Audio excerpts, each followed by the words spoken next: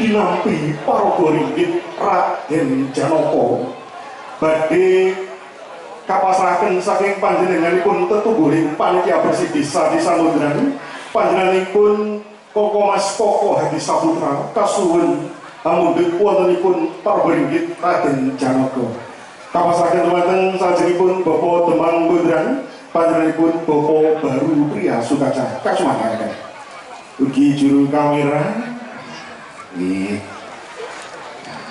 bocah grogi Mas alhamdulillah Mas Lurah ibudunipun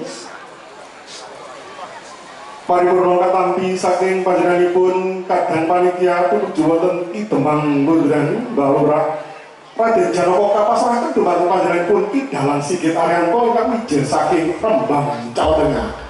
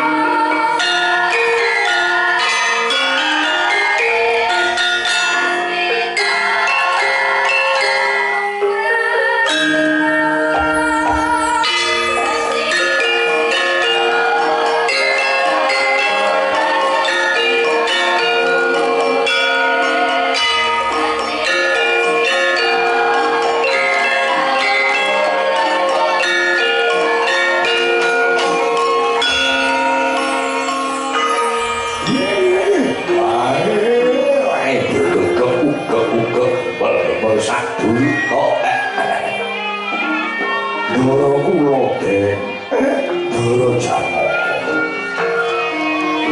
Ndika niku kenging napa? Semune kaya wong bingung, kaya wong linglung. Swami kula aturi paring dawuh. Jare Semar niku dadi batur, mongko batur niku saha tembung pangembating tutur. Sinten ngerti tutur kula sembur kula saged madhangaken manah digoten. Ndara Janaka swami ku aturi babar aturi pedhal iki enten lampah napa? Dika kaya wong linglung kaya wong bingung. Kakang Semar Badramaya Jibaking penggalih ora ngono kejaba. Tolong dina kang kepungkur aku ngambah ing alam kanipen. Jroning pasupenan mau kaya-kaya aku munggah. Sajroning pasupenan kaya digawaken nganti teka sak dhuwure gunung. Mapan ana pucuking gunung mau saka pangrasaku. Aku kaya mangku rembulan Kakang Semar. Ya mung panjenengan kiai, mung panjenengan jimat sing bisa ngucap pusaka sing bisa kandha. Pergine impenku mangku rembulan kuwi apa Kyai Semar?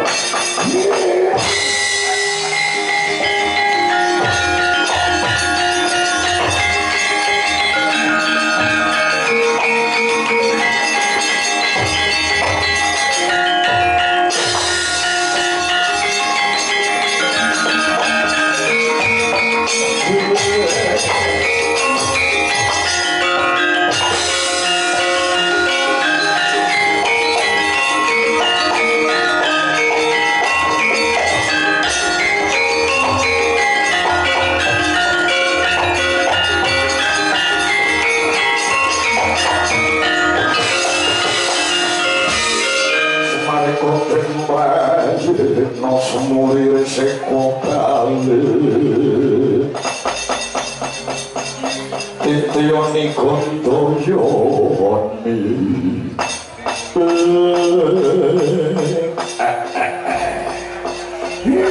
Mumpar ngorong ngimpi pangku rembulan sampeyan dadi susah den Kakang Semar iya kaya mangkono Kyai den panjenengan wajib nunjukaken raos syukur marang Gusti ingkang murbeng jagat.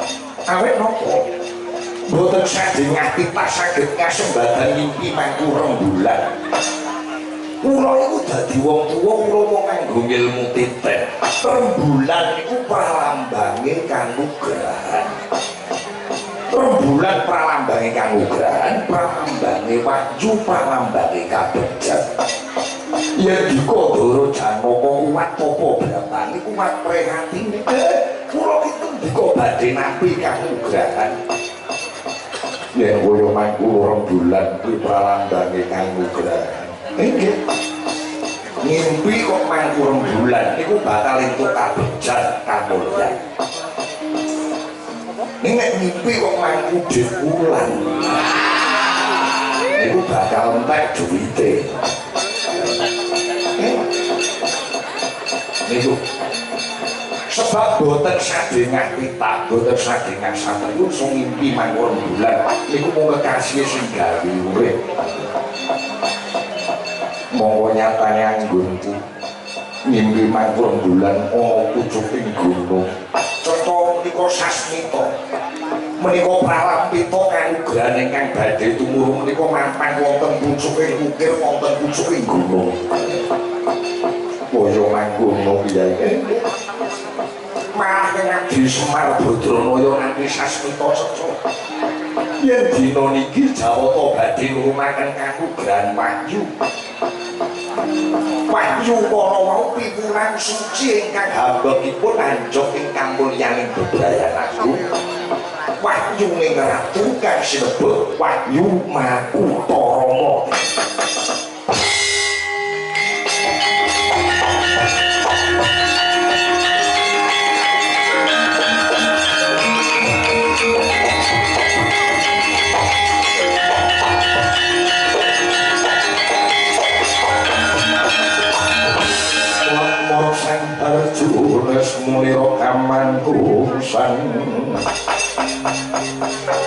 wis muni kok aman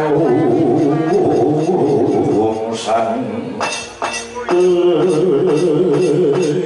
ya jagat Dewa Bathara pangestu ora jagat malah Kakang Semar Badranaya antuk pangsih timur seta Jawata bakal ngurungke kanugrahan wahyu ning ratu ya wahyu ning kamulyan kang sirbut Makutara inggih ora paring dawuh kang trawaca yai wahyu iki mau bakal tumurun gunung ngendi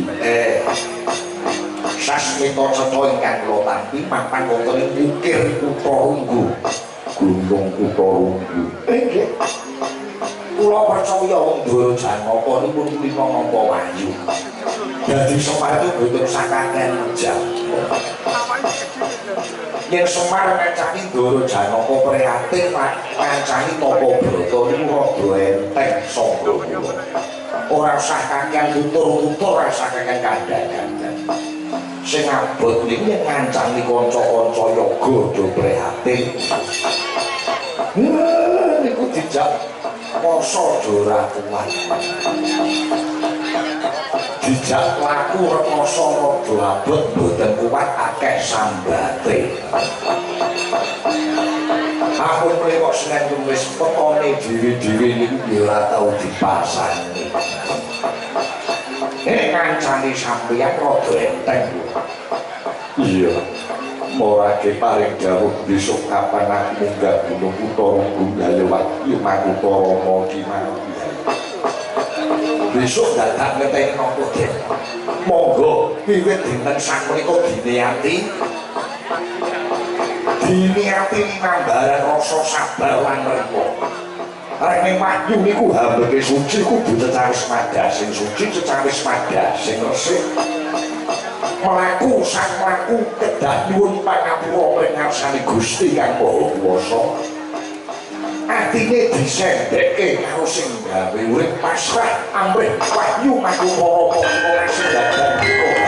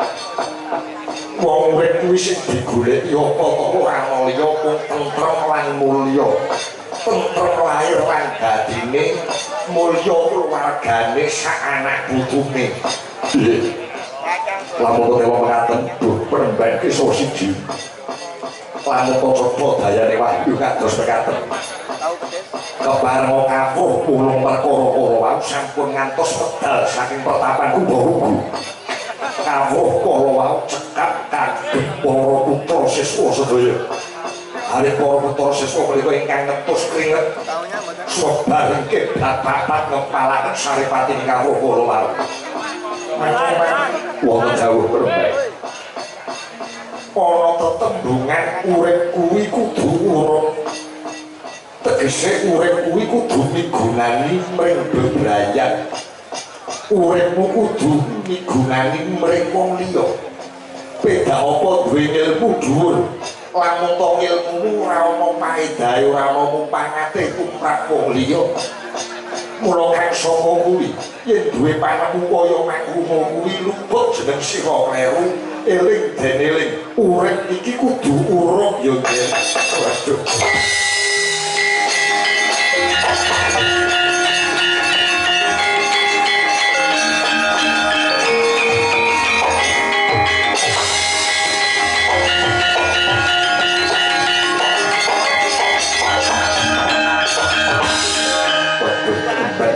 siji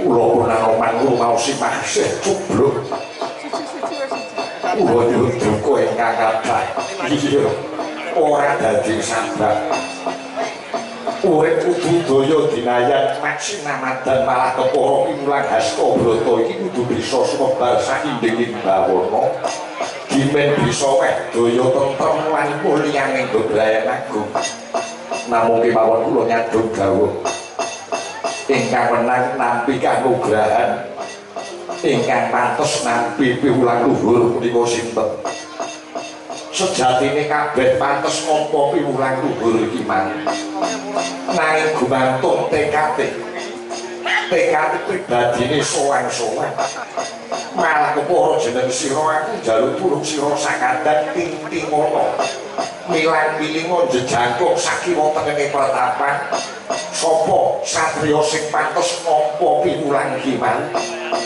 yen semune ora cocok ora pantes nampa kawruh becik Purbawasesa tak pasrahke marang jeneng sira oh iki wis wae dawuh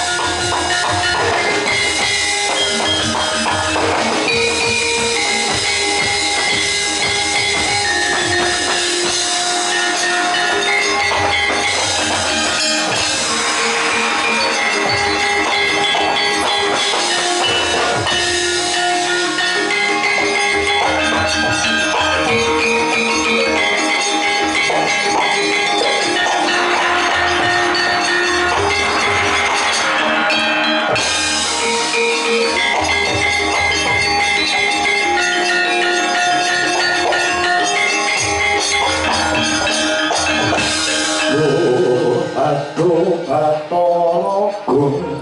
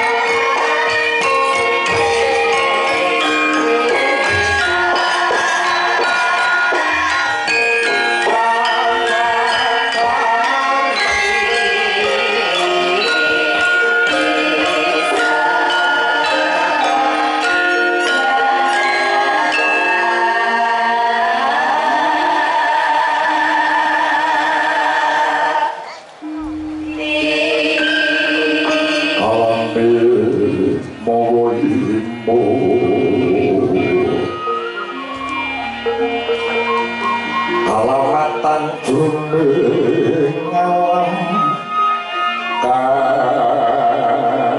kanyu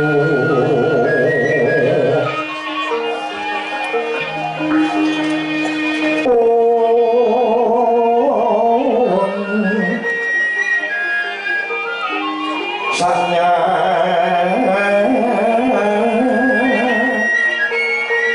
tanmeku kanyatan hati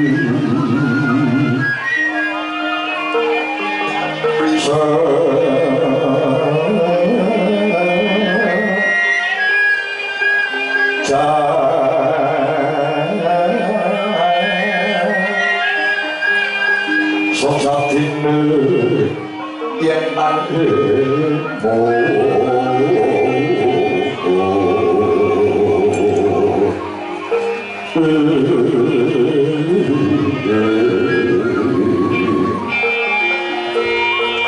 saya tine tanti sono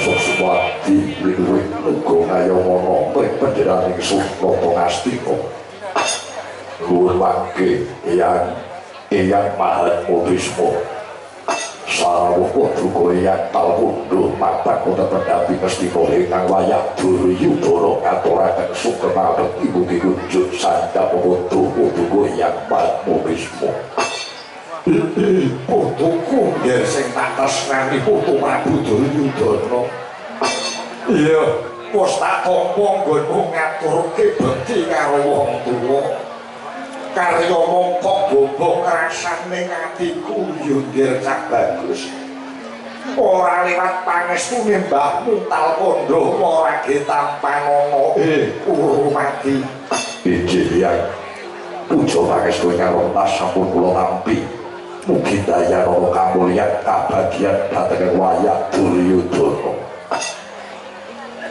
jalur gunung Kanthi arep Putuku Kanjeng Hyang Mahatma Bisma kemarin rawuh mapan wonten pendamping astina menapa ganti karsa swawi kula aturi babar kula aturi medal ingkang wayah Urmati namung ngangkulaken jaga nilingaken karna Hyang ngene nggih Purwa Madya Wusana sumendhangke wala datang karempit mbok menawa ana klera-klerune ucape wong tuwa sing gedhe pangapuran ya Putu Prabu iya boten dados sabab ya Bloko Suta blakotang terus terang Mbahmu Talpundha mung kepengin nglairake gembolane rasaku kan sawetara wanci wis ndak ampek suwe nggih kone yang mung bakal dongeng kahanan Ngastina sing biyen lawan Ngastina jaman saiki kersanipun Hyang Bisma kados pundi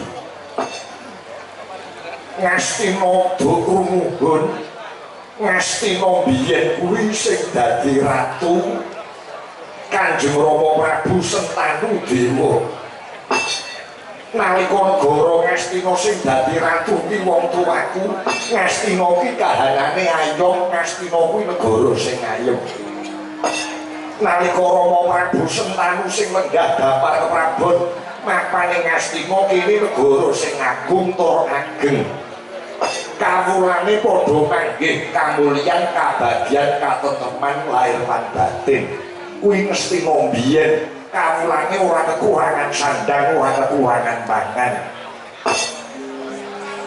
ning yen nyapang para kawula Ngastina dina saiki yen nyapang kahanan negara Ngastina dina saiki saka pangrasane Mbahmu Talpundha negara iki panas hawane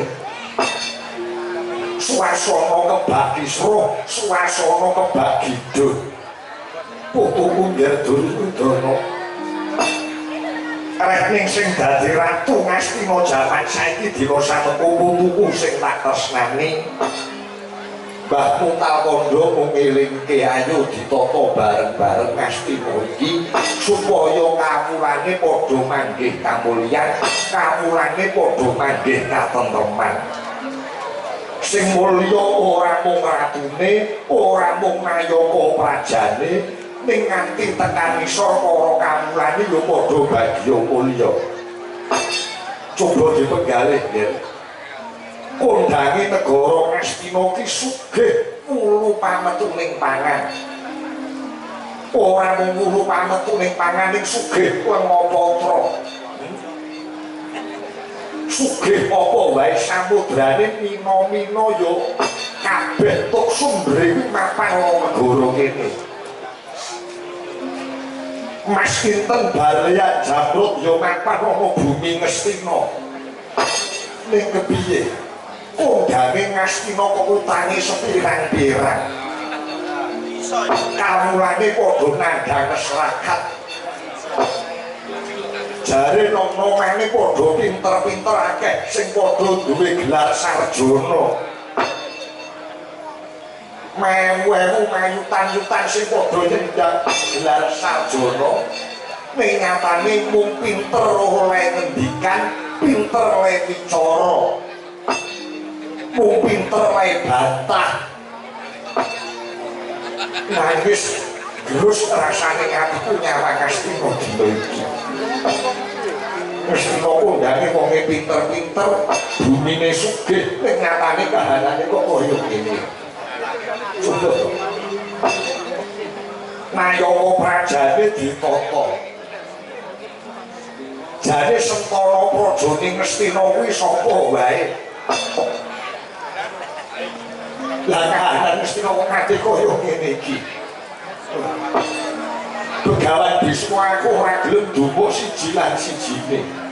Batne lakon sing wis ya wis, ayo bebarengan Ngastina iki ditotake kabeh padha nandhang kamulyan, nandhang kabagyan.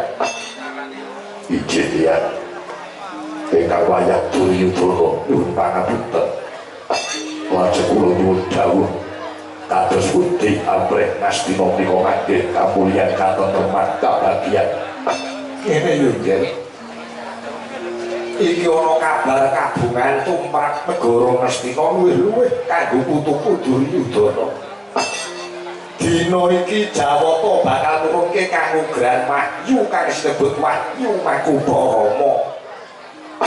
Wahyu Makutharama kuwi wahyu ning ratu. Sapa wae kang sembada mbaya gaduh gayuh wahyu mau bakal gayani kamulyan lan katentreman. Mula dina iki wis ora gagas ki wonten ora usah gagas kabeh Nayaka Praja ayo tak kanthi munggahe gunung Kutarunggu bebarengan lawan Puniyang gayuh wahyu ing ratu kang sinebut Wahyu Makutharama. Ayo budal cekak-ceket dina iki nggih.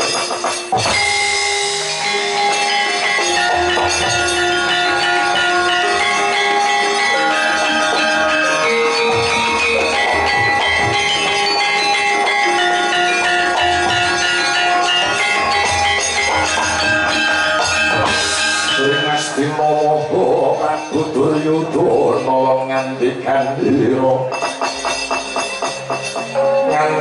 ira maring semu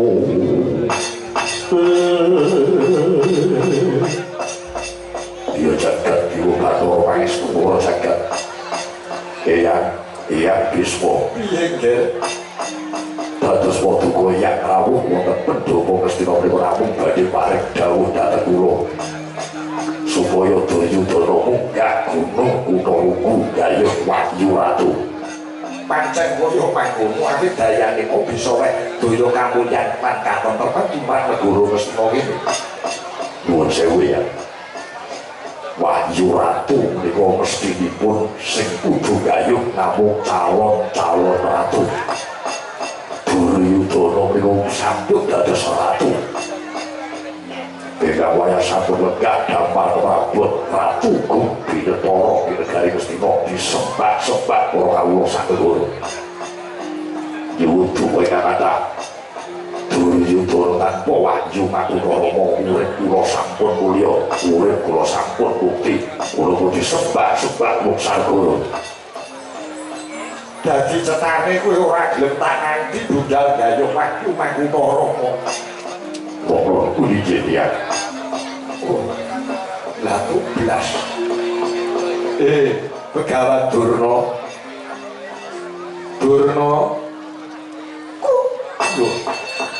Kok malah kowe melu ngomong.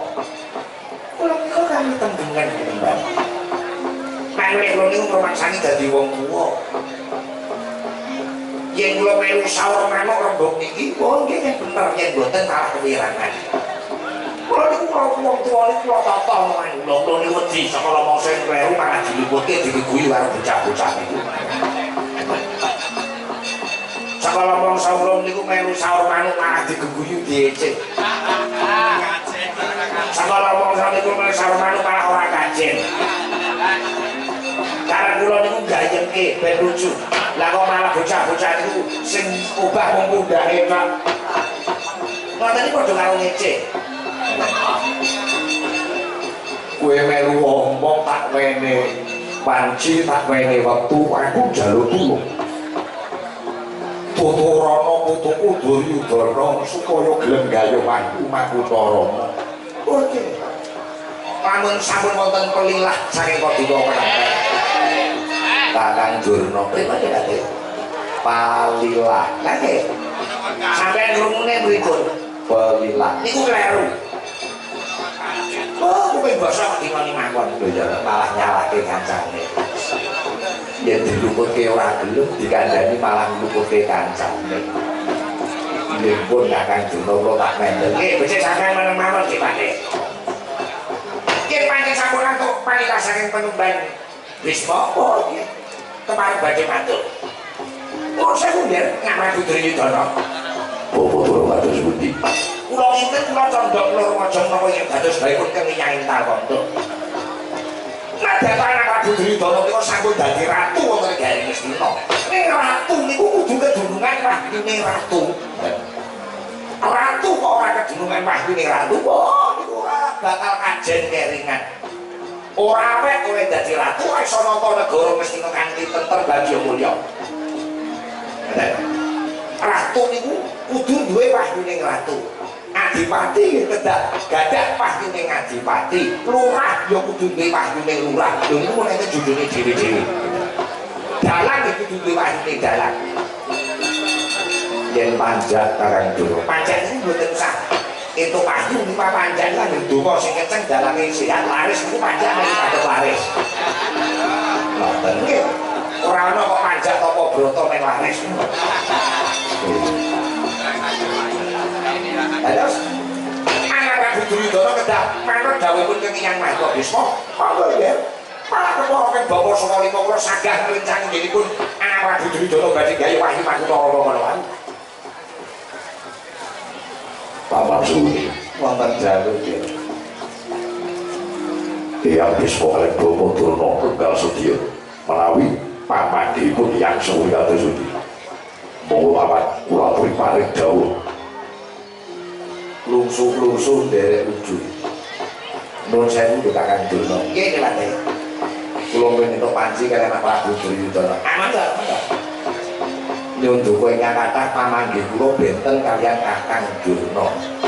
Bedane nggih napa, Mas? Kula kok malah cumandha raja kaliyan dawuhipun Prabu Duryudana, wahyu Makutara niku wahyune ratu. Sing kudune upadi gayuh golek wahyu liwat calon-calon ratu sing durung dadi ratu. Mula calon ratu, calon dipati, calon lurah nek saka mangsa prihatin apa brata nyadong turuning wahyune ratu. Lah nek Prabu kok dadi ratu kok golek wahyu Makutara mboten laku, mboten penting. Bakunipun anak Prabu Duryudana sampun mulya gesangipun sinembah wong sak negara Ngastina. Nyuwun pangapunten nggih. Kula kinten boten sadipun paeru dawuhipun kengiyang Mahatma Bisma menika. Wong urip wis penak kok dadak rekoso ora mangan ora ngombe munggah gunung ora turu wae kok malah lelara nyiksa raga. Wong anak Prabu Duryudana niku ora kulino prihatin. Daharipun anak Prabu Duryudana niku tertib lanjutipun dalek mirakat mungkin terus lara mah masuk angin. Malah ngerkasake wong akeh. Pun mboten usah nggih, mboten usah. Pate. Kakang Durna pripun? Sampeyan iki pate kok ora iso weh timuran karo bocah-bocah sing becik. Kok dokter prihatin kok malah wujude ora sak prihatin ku ndak lara omah, ndak lara apa-apa. Kula semono seperti dulu karo sing kuwi ora tau cocok. Mboten cocok nggih mboten napa-napa pancen kula mboten seneng kalih sampean. Kok lungguhe jejer kula terus mboten napa-napa. Bisa wong akeh ben ketok rukun. Oh. Nggih kok. Padune nek mboten duwe rokok nunut ra kula. Wis iki rokok iki. Telas. Lho duduk sik rokok kula mboten usah. Piye nggih? Fotoku Duryudana. Ayo tak kanthi gayo wahyu Magupa Rama supaya Kapura Ngastina manggih kamulyan manggih kabagyan. Nuwun sewu Hyang. Kula suta nak matur sareng Duryudana ora butuhke wahyu niku.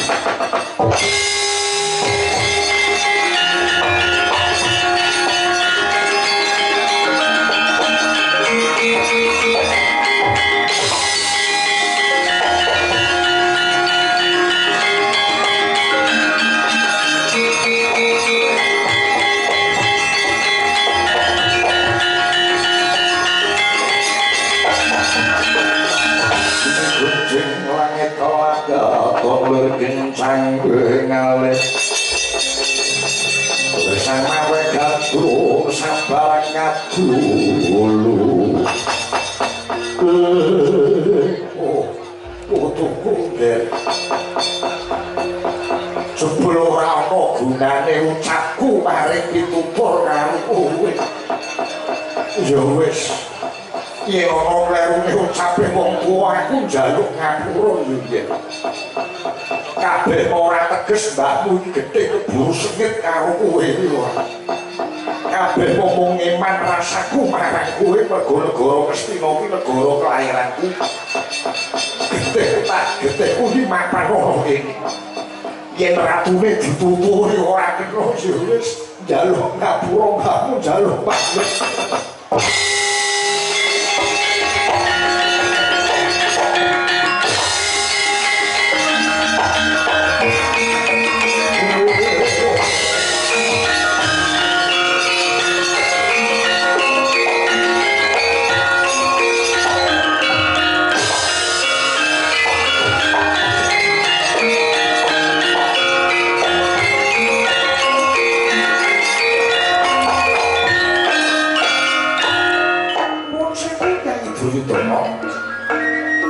Sopeng rokok yang monggo lemah berkat nyelong-nyelong sama wis ngaji apa berarti Basukarno kados pundi nek rokok monggo rokok Basukarno papan ngono negari Ngastina menika sejeruk dados napa dados Senopati kewajibanipun Senopati menapa rumangsa katenteman kalih negari Ngastina ora lamun kok kewajibane Basukarno mesokan teman karahayu negari Ngastina. Cobi to, patut penggalih dawuh kengiyang ing Palmonggo. Manapa nggih kang rombongan monggo leres sedaya dawuhipun kengiyang ngampa Bisma. Negari Ngastina niku lebih saking kamulyan, lebih saking katenteman. Sing mulya kuwi ratune, sing mulya kuwi Sintana Praja Ngastina. Niku kawane masih kandhang serakat kengiyang paring dawuh supaya kabeh manggih kawuyan kabagyan kudu mbaya mati-mati para mengukir tonggo lamun to Nyai Duryudana datang kersa nglampahi tangga brata gayu waktu niku mboten dados sabar Nyai Duryudana pramila gayeng seco keparing keng rokok kamangga kula nyuwun kula ingkang sagah mbaya mati-mati para pengunjung negari Ngastina.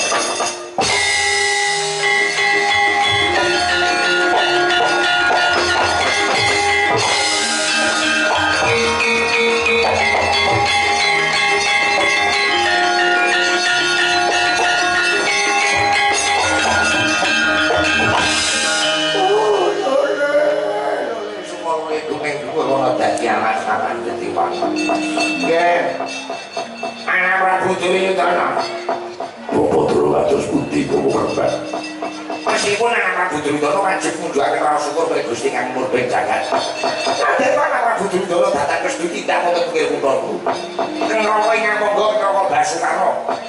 Ikhlas lahir batin kersa nglampahi prihatin kersa nglampahi tapa brata boyo pahyu mriko. Ya. Yen Ngastina niku ora didandani. Cilaka. Monggo. Sampeyan mesti ana Prabu Duryudana saged Udarasa saged mikati endi Nayaka Praja sing lahir batin sambiyantu kamulyan negara Ngastina endi sing abang-abang rapi. Yen sing sambiyantu lahir batin kanggo kamuken negari Ngastina mulya tentang Ngastina. Kadhi dene ngaku Prabu Basukarna. Ewa dene para Nayaka Praja mung leda-lede. Elenge rembug ana didol kene rembug kene didol kono mung icuk-icuk matur wonten ngarsanipun Prabu Duryudana sing sae-sae. Oh niku Jlamrake ratu.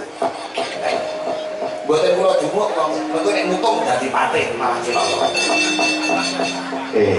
Sampeyan ngalami kula. Nuwun sewu. Nggih Dik Patih. Panjang negara Ngastina iki enten racun karo sampeyan iku mula enten tetembungan palmal keduman ramatoras palmaton kolu jare kawal iku sampeyan. Ngastina lu bubrah iku mergo sampeyan. Anak Prabu Duryudana paling redana Prabiya dateng para kawula pinten-pinten triliun. Jebule sampeyan korupsi. Ampun ae-ae. Mun perkara iki diramuke, kula nyuwun pamit.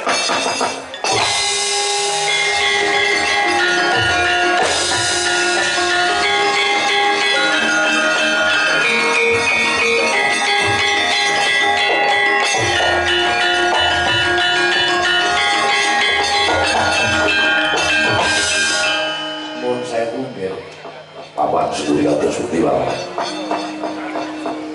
Urip jaman sakniki niku ora usah mikir wong liya. Lah ngopo kok dadak mikir kenyang Talpondo, mikir Begawan Durna, apa meneh mikir para kawula. Ruwet.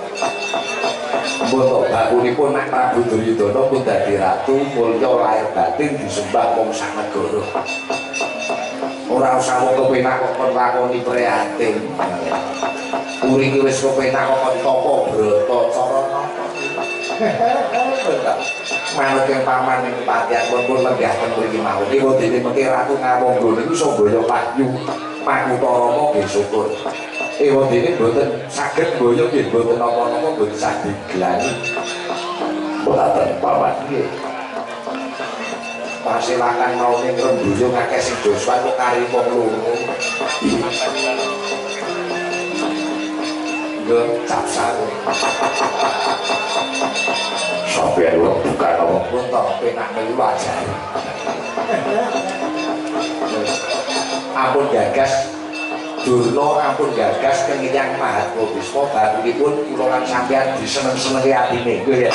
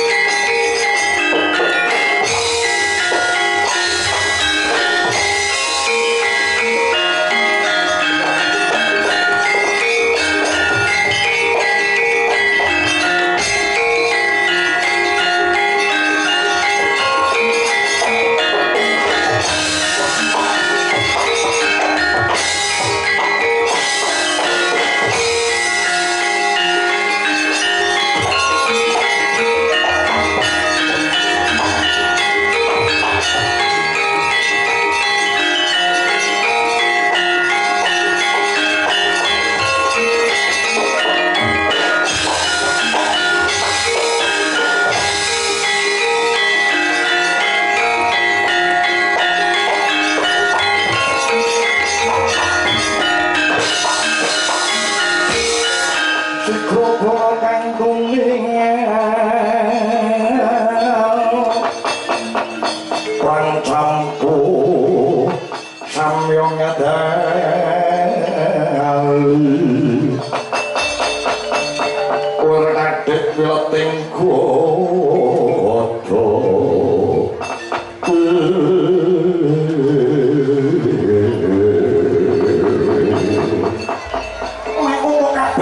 Radio bolonge monggo jeneng Suraja Kudu Duragapan aja kaget awanggan sampu penjaring son tepati monggo kang wiji swanyu kabeh ladalah Sinuwun Prabu Kasuwarna janur gunung kading aren Abiji swanipun ngabdi pun yaksawati boyo gatine karsa swanipun aturing babar kuwi medal sinuwun sumur wangun pokalan gadino sanggup penjelaring sun bakal munggah gunung Kutha Unggu boyong mahyu Makutha Rama kanggo katentremaning negara Ngastina wahyu kagem negari Ngastina iya pancen kaya mangkono kene menawa tuku Siti Prabu Kasuwarna boten nganti para Kurawa aku iki duwe ilmu titen maka kaping-kaping lunga ngendi wae nganti Kurawa iki gagal migatan kok kaya pendak-pendak nganti Kurawa mesti ora entuk gawe kula dina iki jejering ngremati monggo nginomo Senopati Agung negara Ngastina gedhe tanggung jawabku supaya Ngastina bisa tentrem bisa mulya manut dawuh Kanjeng Hyang Bisma kabeh kok bisa tentrem bisa mulya lan mutu disranani kudu bisa mboyo pacu Makutha Rama Janto yakso, boten dawuh. Perintahe kabeh para wadya bolong kapungkur. Dina Samukrit lampet brungkan timbul ngombyong sing dadi tindak ingsun. Loro piye seteka ngestoaken dawuh sinuwun. Wusnya rampung.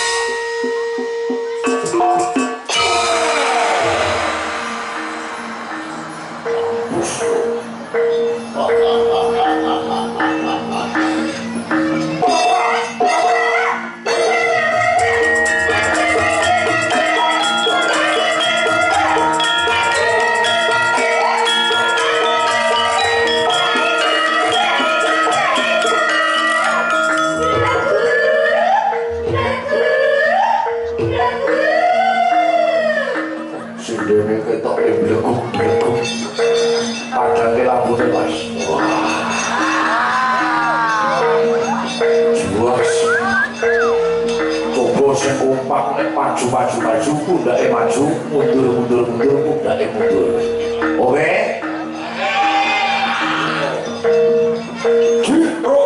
Ya.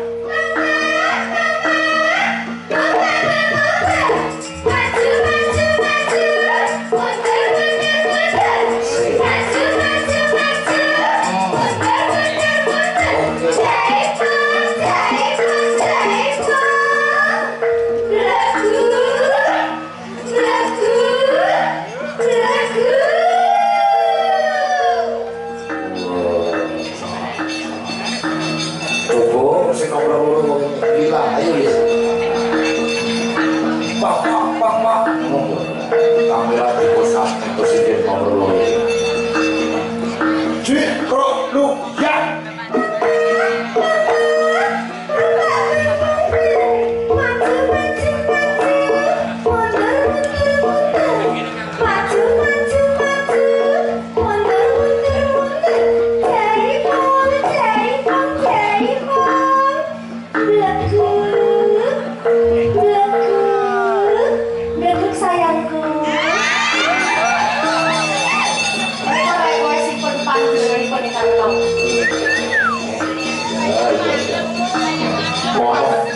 Ngomong bocah ya kaya ngene iki.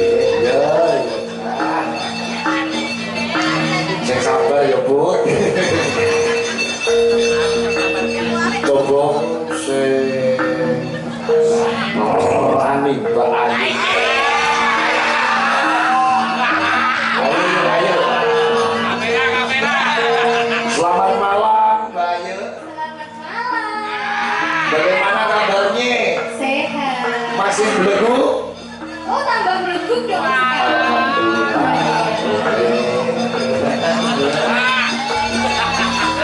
Sirawat neng mengenai. Ya.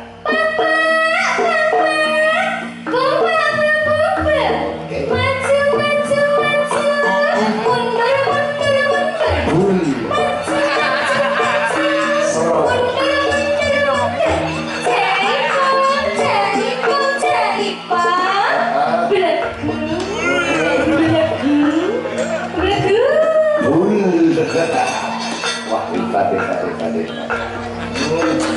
Nomor telur kok ini, jiro lu, kain dari. Bagaimana dari pernah jujuki cowok? Sambut seperti Pak. Terus seperti dulu kok kuman. Awal. Lu, ya. Panje, ayo Pak. Papa kok panja? Pajak sampai ini sing kira-kira pajak Pak Pun sing di.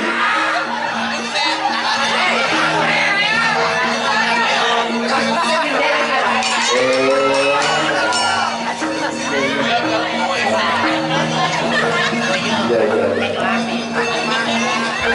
Papa kok pajak? Sesok nek kowe dikeroyok sak rombongan dibelejeti dipakungi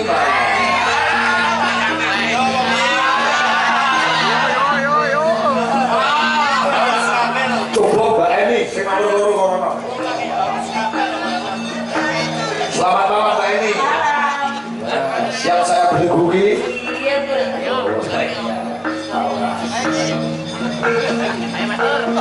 Bu. Ya.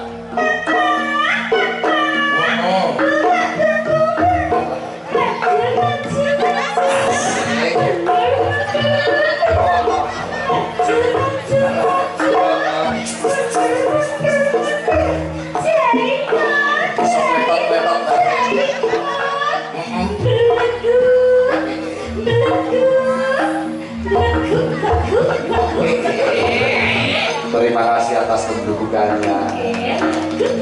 Wes. Gampang. Lugu makarki orang ya. Terima kasih atas keberuntungan kalian semua.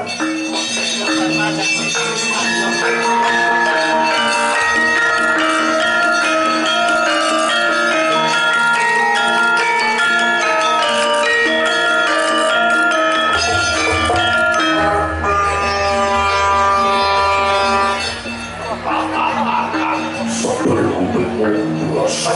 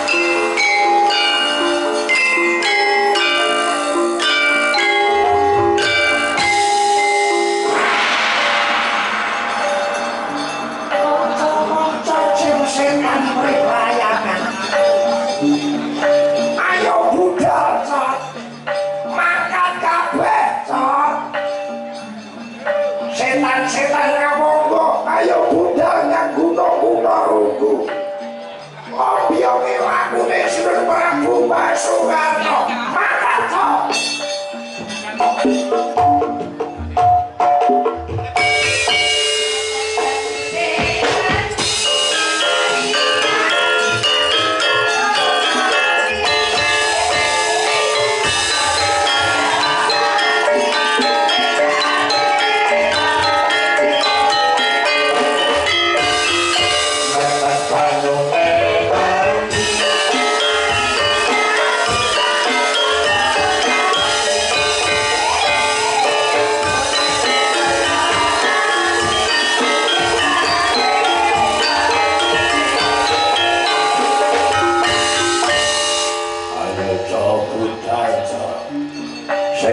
setan mangkat kabeh ayo do menungso ning saiki menungso redo ora wedi karo setan aduh rekoso dadi setan cangkemku ombo biyen uripku ning donya senenganku rasan-rasan kanca rasan-rasan tangga bareng mati kleru dalanku dadi setan cangkemku ombo aduh Gusti kula nuwun pangapura Gusti upami kula saged gesang malih kula boten badhe rasan-rasan boten badhe gibah malih Gusti Kang teni Kang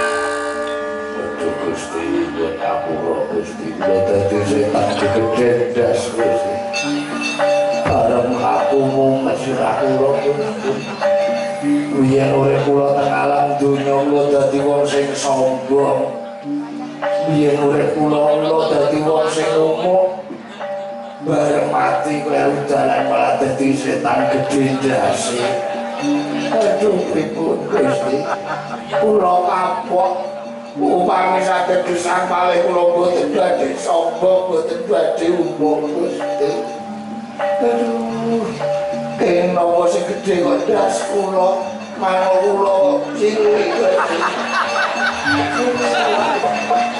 malah iso bedil-bedilan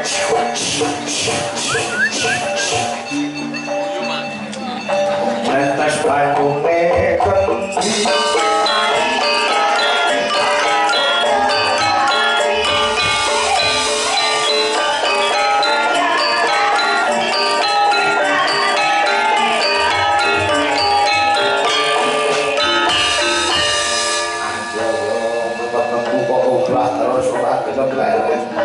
aduh Gusti aku kula kesel Gusti peteng kula rasane seneng nyuwun ngapura Gusti upami kula saged gesang malih kula boten badhe pangan dhuwit negara Gusti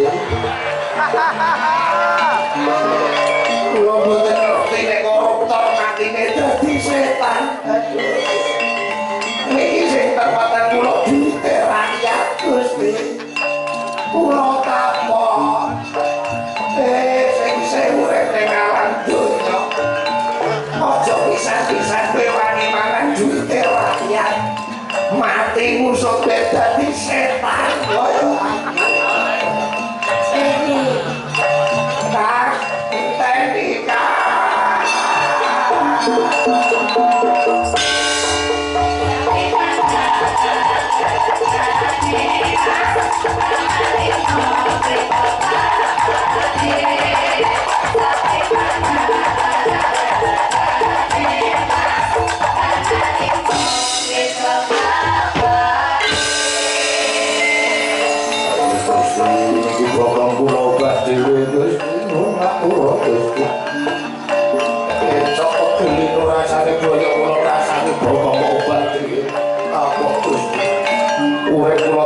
dunia biar senangan kula jeblek dibokong LC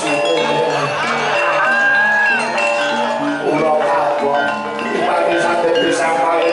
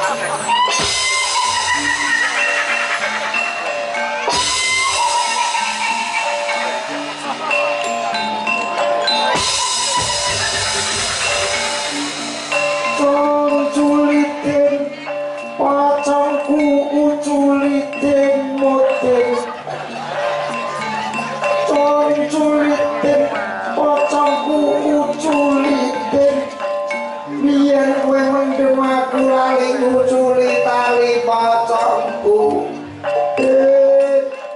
Kowe nang endi? Model Putra.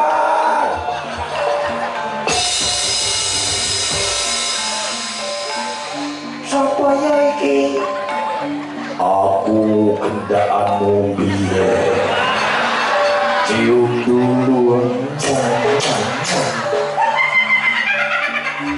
Wah masih nakal. Nakal-nakal dia buyu-buyu. Dek, mau mas. Biar awake dhewe urip penak bar mati iso dadi setan. Iki gara-gara kowe. Sepepe ojak golek pesugihan. Gara-gara golek pesugihan terus awake dhewe dadi setan. Neng biyen uripe ra sugih. Kuwi biyen. Saiki poso dadi dhuwit kaya ngene tuwa sampurna patine dhewe ora ditampa karo sing gawe. Ayo cek golek pangluwatan jaluk ngapura karo sing gawe. Ayo. Gusti. Kula nyuwun pangapura Gusti. Upami kula saged gesang malih, kula mboten badhe golek pesugihan. Kula badhe golek kemelaratan Gusti. Ora ana wong urip kok golek kemelaratan. Urip kok angel kan. Golek pesugihan ra entuk, golek kemelaratan ra entuk. Nyambut gawe sing berkah sing halal. Oh, ayo golek pemrawatan yang sampurna patine dhewe. Ayo kan.